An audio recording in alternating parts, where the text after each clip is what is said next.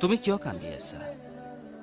থেত আকৰিজনী, তুমিচোন জানাই মই যে আকাশত উৰি ভাল পাওঁ আৰু সাগৰৰ তলিত শুই ভাল পাওঁ। জ্যোতি বিষ্ণু আৰু ভূপেন মামাই কৈছে মই হেনো সৰগৰ সভালৈ আহিব লাগে, আৰু কৈছে কৰ্মত লাগি লাগি মই হেনো নিজকে পাহৰি গৈছোঁ। মই বোলে ক্ষীণাইছোঁ, ভূপেন মামাই কৈছে। মোক বহুত গালি পাৰিছে, কিয় জানানে? মই যে মঞ্চত গান গাই কেতিয়াবা শুই যাওঁ। মোক যে তেতিয়া কোনোৱে মদাহী বুলি কয়। তেতিয়া বোলে তেওঁলোকে বৰ লাজ পায়। গৰিমা, মই শুনিছোঁ আমাৰ ঘৰৰ সন্মুখত হেনো লোকাৰণ্য হৈছে। সেইবোৰ কোন জানানে? ক'বলৈ বেয়া যদিও কওঁ শুনা, সেইবোৰ জুবিন পাগল।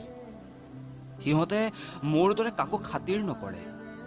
মোৰ দৰে সিহঁতৰ কোনো জাতি নাই, কোনো ধৰ্ম নাই।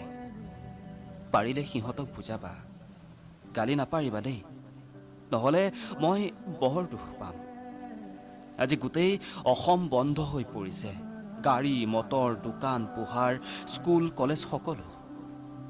মোক পাগল আৰু মদাহী বুলি গালি পৰা সকলেও আজি মোৰ ফটোখন চাই চাই কান্দিছে। হিন্দু মুছলমান সকলোৱে মোৰ প্ৰতিচ্ছবিৰ সন্মুখত মম চাকি জ্বলাইছে।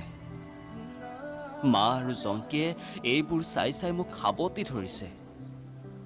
গৰিমা, তোমাক এৰি ছিংগাপুৰলৈ আহিলোঁ। তুমি নথকাৰ সুযোগ লৈ সাগৰত সাঁতুৰিলোঁ। তুমি থাকিলেতো নোৱাৰোৱেই, সেয়ে সাঁতুৰিলোঁ। কিছু সময় সাঁতুৰি ভাগৰি পৰিছিলোঁ। এবাৰ নাওখনত উঠিব চেষ্টা কৰিছিলোঁ, কিন্তু নোৱাৰিলোঁ, পৰি গ'লোঁ পানীত। মই বন্ধুকেইজনক মাতিছিলোঁ, সম্ভৱতঃ সিহঁতে নুশুনিলে। তেতিয়া তোমালৈ বৰ মনত পৰিছিল, কিন্তু মই চিঞৰিব পৰা নাছিলোঁ, যাৰ বাবে সাগৰৰ দলিচাতে শুই পৰিলোঁ। লগে লগে মোক মা, জংকী আৰু ভূপেন মামাই লৈ আহিল। ইয়াত আহি আচৰিত হ'লোঁ। জয়ন্ত দা, দীপালী বা, খগেন খুৰা, অৰ্চনা বা সকলোকে লগ পালোঁ। ভিতালীয়েতো মোক দেখি আনন্দতে সাৱটি ধৰিছে। তুমি চিন্তা নকৰিবা, কেইদিনমান অপেক্ষা কৰা মাথো। আমি একেলগে জোনবাৰ দেশত নতুন পৃথিৱী ৰচিম। মই গীত গাম আৰু তুমি মোৰ কাপোৰবোৰ পচন্দমতে পিন্ধাবা। মাথো থকা দিনকেইটা তুমি দেউতাৰ লগতে আমাৰ সেই কুকুৰ, বান্দৰ, ছাগলী আৰু চৰাই চিৰিকটিকেইটাক চাবা।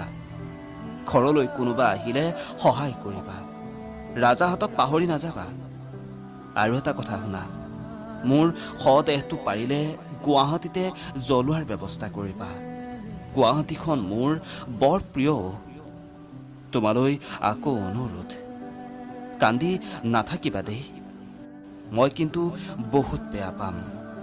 ধন্যবাদ।